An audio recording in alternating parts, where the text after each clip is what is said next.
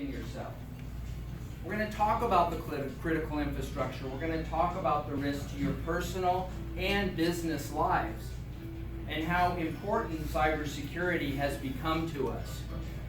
Let me tell you a little bit about me. This is a few pictures of me with a little more hair, a lot more weapons, and some, a little more weight actually, probably about 40 more pounds.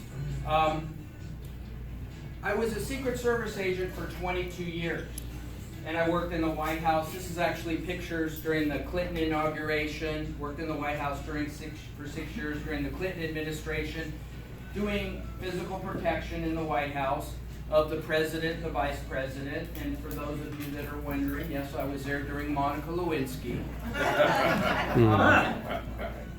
And I would tell you that my career started in San Jose, California in 1978 as a police officer in the middle of Silicon Valley.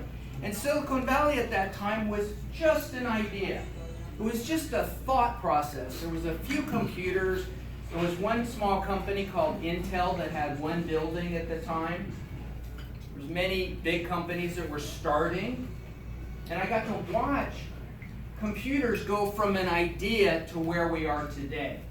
And my involvement was that I was involved in law enforcement's response to this. Now think about this. Law enforcement is now thrust into this role of investigating crimes that we have no idea how to investigate. Working a computer crimes case is not like working a counterfeit case. It's not like working a robbery case. Very involved. So I was involved, I got hired in 1985 by the Secret Service. I was involved in working with the industry to start to develop best practices for law enforcement. And I spent several years in Washington, D.C. in the computer section in Secret Service, eventually was promoted, and down the road ran the Secret Service Electronic Crimes Task Force program, which is 24 task force all over the country. I was detailed over to the Department of Homeland Security as the Deputy Director at the National Cybersecurity Division. This is where the government monitors the health of the internet. So I got first-hand knowledge. I had the whole law enforcement organizations in the U.S. federal government and the intelligence community that worked in my group. So we were getting a lot of really good information.